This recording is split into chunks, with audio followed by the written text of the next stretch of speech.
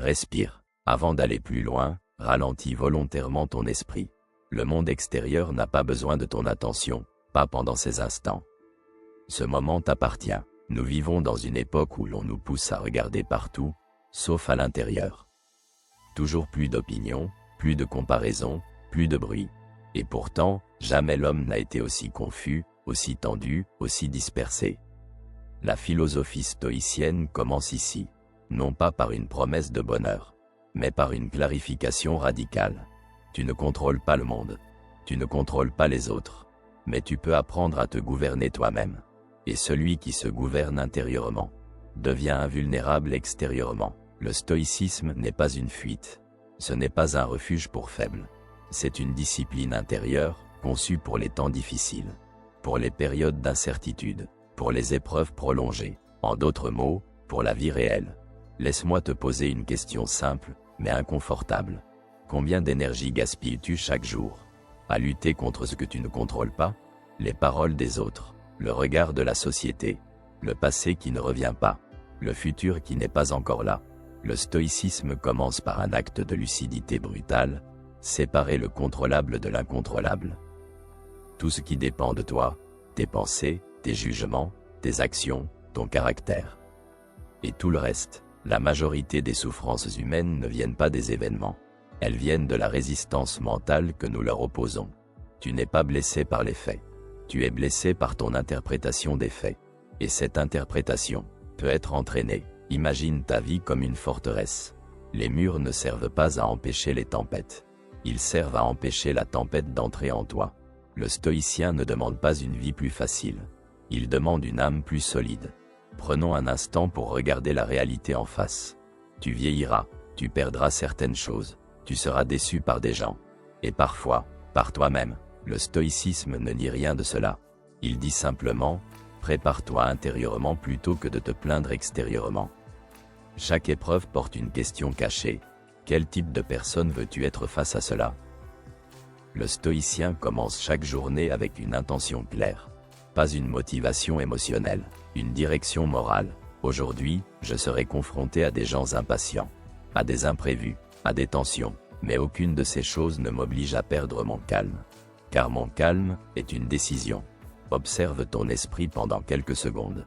Vois comme il saute naturellement d'un scénario à l'autre, du passé au futur, de la crainte à l'anticipation. Le stoïcisme ramène l'esprit là où il est le plus fort, dans le présent maîtrisé.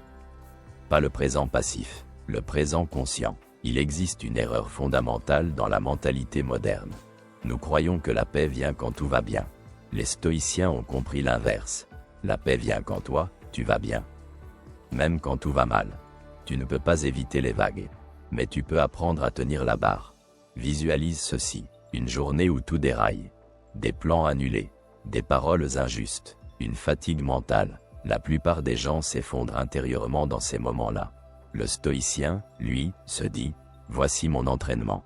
Chaque difficulté devient un poids volontairement soulevé. Chaque frustration, une répétition mentale. Chaque obstacle, un professeur déguisé. Il existe une pratique puissante, mais dérangeante. Imaginez consciemment la perte, pas pour souffrir, mais pour aimer plus justement. Quand tu acceptes intérieurement que tout est temporaire, tu cesses de t'accrocher nerveusement. Et paradoxalement, tu deviens plus libre d'aimer. Le stoïcisme ne te rend pas froid. Il te rend stable. Il ne supprime pas les émotions. Il les remet à leur juste place. Tu ressens, mais tu ne te laisses plus gouverner. À la fin de chaque journée, le stoïcien se pose 3 questions simples. Qu'ai-je bien fait? Qu'ai-je mal fait? Qu'est-ce que je peux améliorer demain? Sans jugement, sans flagellation, avec honnêteté, ce rituel forge une conscience claire. Et une progression silencieuse, mais réelle. Souviens-toi de ceci, la plupart des gens veulent changer leur vie sans changer leur caractère. Le stoïcisme commence exactement à l'endroit opposé. Deviens quelqu'un de stable intérieurement, et ta vie extérieure suivra. Regarde autour de toi, le monde moderne t'entraîne à réagir. Le stoïcisme t'entraîne à répondre. La réaction est automatique, la réponse est choisie, et entre les deux, se trouve ta liberté. À partir de maintenant, chaque situation difficile peut être transformée par une seule question. Quelle est la réponse la plus digne de mon caractère? Pas la plus confortable, pas la plus impulsive, la plus droite. Nous n'avons pas besoin de plus de contrôle sur le monde. Nous avons besoin de plus de maîtrise intérieure. Et cela commence aujourd'hui, maintenant, ici. Respire à nouveau. Si tu es encore ici, c'est que quelque chose en toi refuse de continuer à vivre en pilote automatique. Tu as compris une chose essentielle, le chaos extérieur ne disparaîtra pas. Mais ton esprit peut apprendre à ne plus lui obéir. La discipline mentale n'est pas une contrainte. C'est une libération. L'esprit indiscipliné est comme une ville sans porte.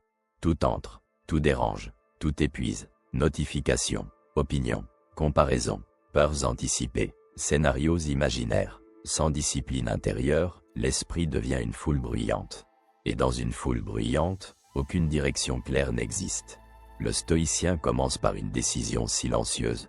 Je ne laisserai plus tout entrer. Observe comment naît une pensée. Elle ne demande pas la permission. Elle apparaît, souvent inutile, parfois toxique, parfois simplement répétitive. La majorité des gens confondent avoir une pensée et être cette pensée. Le stoïcien fait une distinction claire. Une pensée est un événement mental, pas une identité. Tu n'es pas obligé de croire tout ce que ton esprit produit. Cette prise de distance change tout.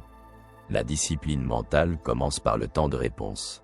Entre ce qui t'arrive et la réaction que tu adoptes, il existe un espace. Pour la plupart des gens, cet espace est minuscule, presque inexistant. Le stoïcien, lui, élargit cet espace. Il apprend à suspendre le jugement, à respirer avant de réagir, à laisser la première impulsion se dissiper. Ce simple délai est un acte de pouvoir. Le monde moderne t'entraîne à l'urgence. Répondre vite, réagir fort, exprimer tout, immédiatement. Le stoïcisme t'entraîne à l'inverse, la retenue consciente. Pas par peur, par maîtrise. Ce que tu retiens volontairement te renforce. Ce que tu laisses sortir sans filtre t'affaiblit. Regarde ton attention, c'est ta ressource la plus précieuse. Et aussi la plus pillée.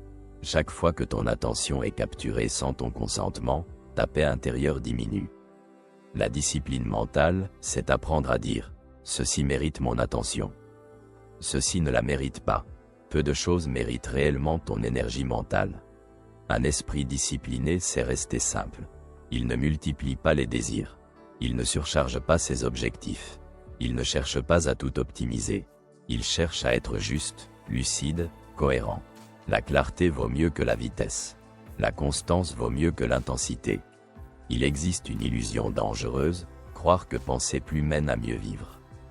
En réalité, ce n'est pas la quantité de pensées qui compte, mais leur qualité. Le stoïcien réduit le bruit intérieur. Il simplifie volontairement. Il préfère une seule direction claire à 1000 intentions contradictoires. À ce stade, une question fondamentale se pose. Qui décide en toi? Tes impulsions? Tes émotions passagères? Les attentes des autres? Ou ton caractère? La discipline mentale, c'est choisir le caractère comme autorité suprême. Le caractère ne crie pas. Il ne s'excuse pas d'exister. Il agit avec constance, même quand personne ne regarde. Chaque fois que tu choisis le calme plutôt que la réaction, tu l'entraînes. Chaque fois que tu choisis la retenue plutôt que l'excès, tu le renforces. Le stoïcien pratique la sobriété mentale. Il n'a pas besoin d'être stimulé en permanence. Il tolère le silence. Il tolère l'ennui, car c'est dans ces espaces calmes que l'esprit retrouve sa structure naturelle. Un esprit incapable de rester seul quelques minutes devient dépendant du bruit. Il est temps d'introduire une idée centrale. La discipline mentale n'est pas une lutte contre soi. C'est une alliance avec ce qu'il y a de plus élevé en toi. Tu ne combats pas tes pensées. Tu choisis celles que tu nourris. Chaque jour, consciemment ou non, tu t'entraînes. Soit à la dispersion, soit à la maîtrise. La répétition crée la personnalité. Ce que tu laisses passer aujourd'hui deviendra ton automatisme demain. Le stoïcien ne cherche pas le confort immédiat. Il cherche la stabilité à long terme. Il accepte de ne pas réagir à chaud, de ne pas tout exprimer, de ne pas répondre à chaque provocation. Ce n'est pas de la faiblesse, c'est de la puissance contenue. Il arrive un moment où la discipline mentale devient visible. Moins de paroles inutiles, moins de conflits internes, moins de fatigue émotionnelle. Les autres le sentent, sans que tu n'aies rien à expliquer.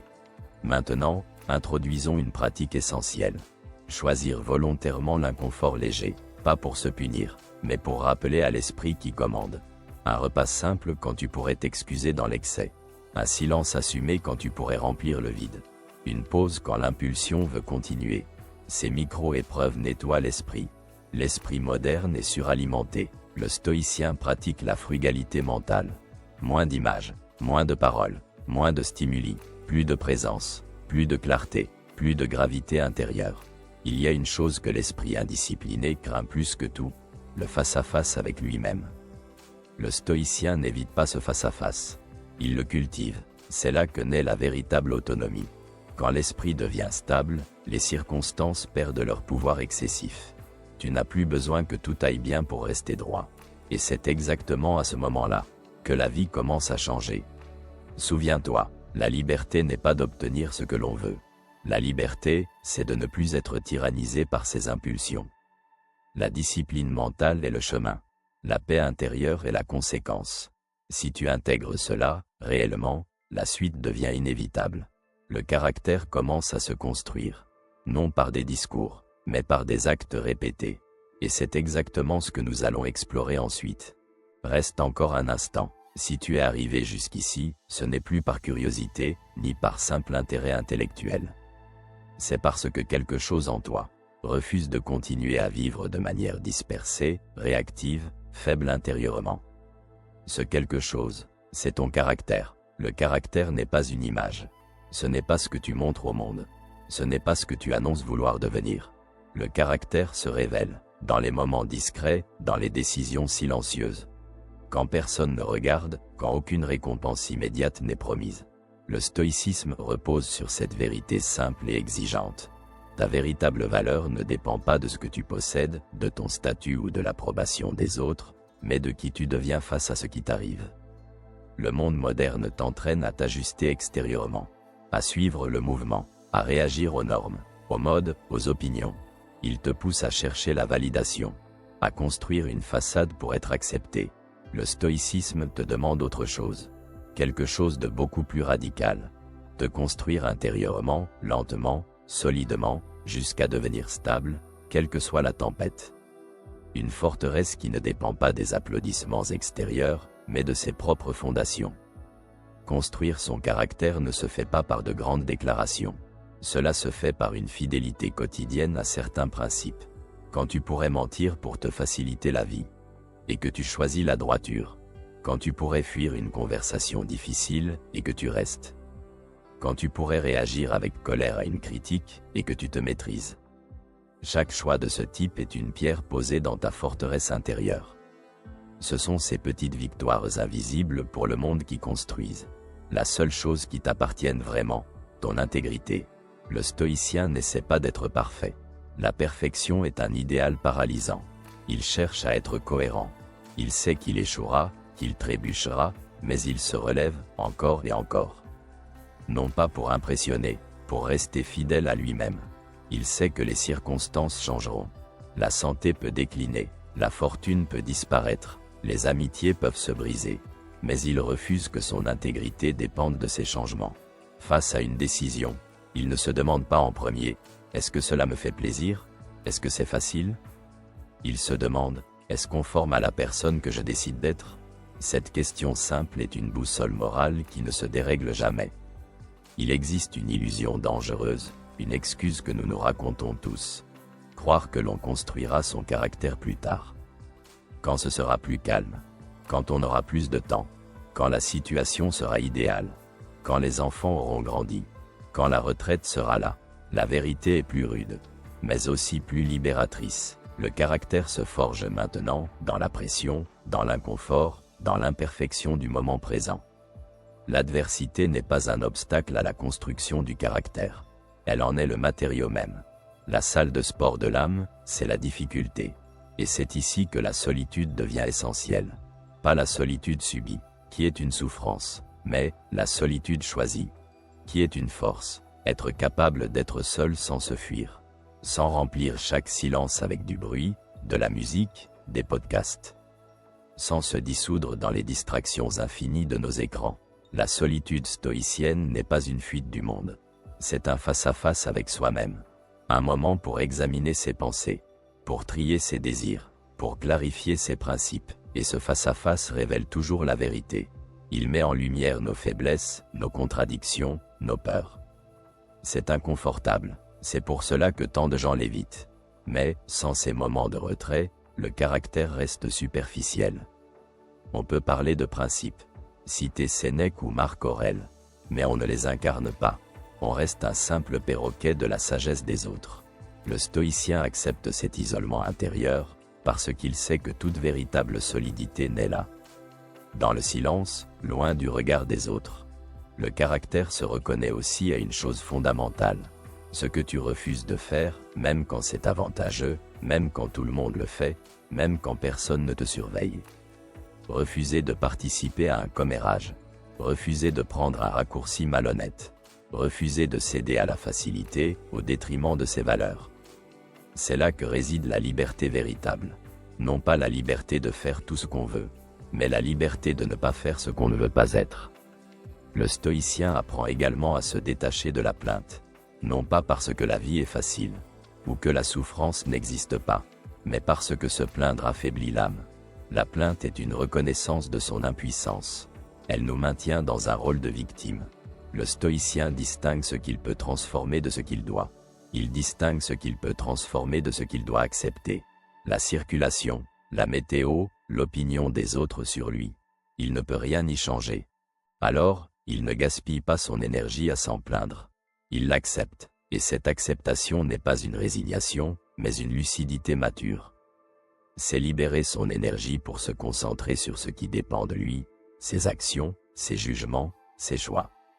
Plus ton caractère devient solide, moins tu ressens le besoin de te justifier. Tu parles moins, tu expliques moins tes choix, tu prouves moins ta valeur. Tu n'as plus besoin de convaincre les autres que tu es quelqu'un de bien. Parce que tu t'efforces de l'être, pour toi-même. Et paradoxalement, ta présence devient plus forte. Ton silence a plus de poids que les longs discours des autres. Ta stabilité rassure, ton calme inspire. À ce stade, quelque chose doit être dit clairement. Cette vidéo ne sert à rien, si elle reste un simple contenu consommé. Un moment agréable, une idée intéressante, puis, on passe à autre chose. Le monde est déjà rempli de gens qui accumulent des idées, des livres, des citations, sans jamais les transformer en actes. Des bibliothèques de sagesse dans leur tête, mais un chaos total dans leur vie. Ne fais pas partie de ce nombre. Si quelque chose, ici, a résonné en toi, alors transforme-le immédiatement en engagement. Pas un engagement public spectaculaire. Pas une grande annonce sur les réseaux sociaux. Un engagement intérieur, réel, précis. Choisis une seule chose, une réaction que tu refuses désormais d'avoir. La colère quand tu es coincé dans le trafic. Une habitude mentale que tu ne toléreras plus. Te comparer aux autres sur Instagram. Un principe que tu décideras de respecter, même quand ce sera inconfortable. Dire la vérité, même si elle déplaît. Une seule chose, et tiens-toi-y. Si tu veux continuer ce chemin, si tu refuses de vivre en esclave de tes impulsions, de tes peurs, et des opinions changeantes des autres. Si tu veux bâtir une forteresse intérieure, que ni le chaos, ni la pression, ni l'opinion des autres ne peuvent fissurer. Alors reste ici, abonne-toi, non par automatisme, mais par décision. Faisons le premier acte de ton engagement. Cette chaîne n'est pas faite pour distraire. Elle est faite pour forger, pour te donner tes outils, pas seulement des idées. Et maintenant, fais une dernière chose. Laisse un commentaire, pas pour plaire, pas pour débattre. Écris une phrase simple, honnête. Voilà ce que je décide de changer à partir d'aujourd'hui. Personne ne te jugera, mais ce que tu formules t'engage. Même dans le silence de ton écran. Cela rend ton intention réelle. Et maintenant, ferme cette vidéo. Ne cherche pas la prochaine stimulation. Ne passe pas immédiatement à autre chose. Résiste à l'appel du flux infini. Prends une minute de silence. Pense à ton engagement. Puis, va vivre selon ce que tu sais être juste. Le stoïcisme ne commence pas quand tu comprends. Il commence quand tu agis. Calmement, fermement, durablement.